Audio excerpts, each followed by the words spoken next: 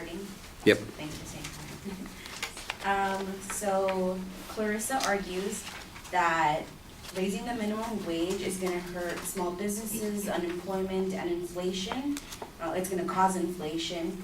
However, I did some research and it actually will not hurt small businesses because according to Think Progressive, the majority, 66%, of low-wage workers are not employed by small businesses, but rather by large corporations over 100, that have over 100 employees.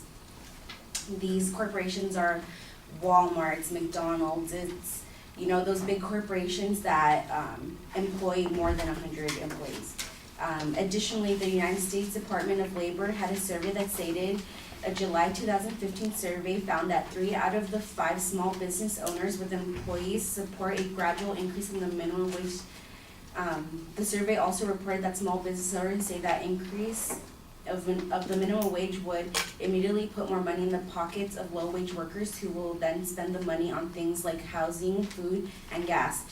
This in turn will boost the demand for goods and services, will help stimulate the economy and help create opportunities. So in reality, we are creating not only a higher minimum wage to help people out, but creating a boom for the economy so we can go ahead and stimulate it. Additionally, I found that according to Daniel Flaming, the Los Angeles Federation of Labor online article, effects of the $15 minimum wage in the city of Los Angeles stated that business will benefit from having a higher paid labor force that is more stably housed, reducing employee turnover and the associated costs for recruiting and training new employees. And it costs about an estimated 30% of workers' annual salary to replace that worker. So reducing the frequency of worker turnover results in a significant cost for employers. And for many of you who do not know what employee turnover is, and I got this from Google, just definitions from Google, it refers to the number of percentage of workers who leave an organization and are replaced by new employees. Measuring employee turnover can be helpful to employees that want to examine reasons for turnover or estimate the cost to hire for budget purposes. Additionally, still on the small businesses, Clarissa failed to mention that this is not a tomorrow situation. It's not going to happen tomorrow where everything's going to raise to $15 an hour for the minimum wage. This is a gradual plan, and obviously she said it is going to be established by 2022. However, small businesses with less than 26 employees are going to be able to catch up by 2023, so they're giving them an extended year.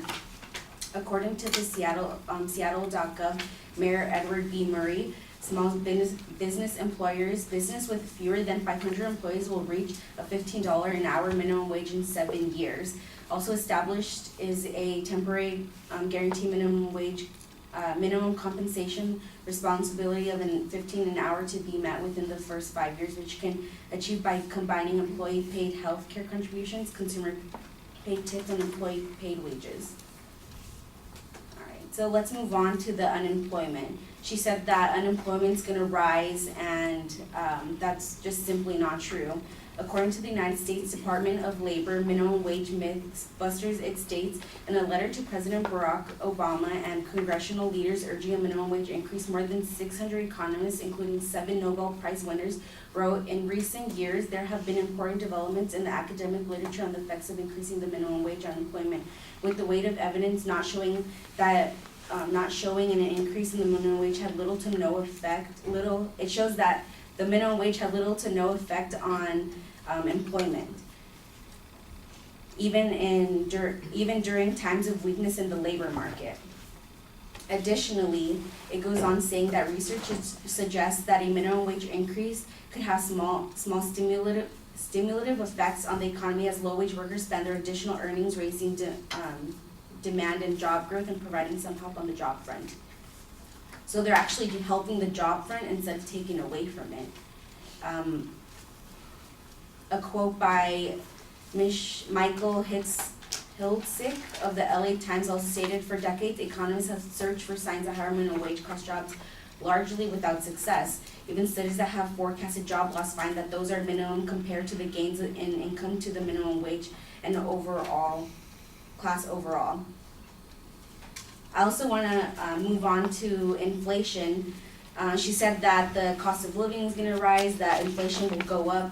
However, according to the Huffington Post, adjusted for inflation, the current minimum wage is at the same level as it was in 1956 and reaching its maximum inflation adjusted value in 1968 when it was worth $10.89 in today's dollars. Had the 1968 minimum wage grown at the same rate as the cost of living, it would be $16 today.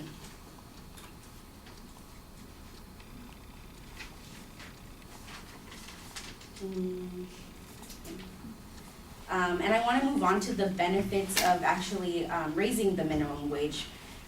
According to the New York Opportunity and Demand of Labor, New York City will generate $9.2 billion. As if you guys don't know, they have already established a higher minimum wage there, and it's working its way up to a plan as well, just like we have here in California in 2022.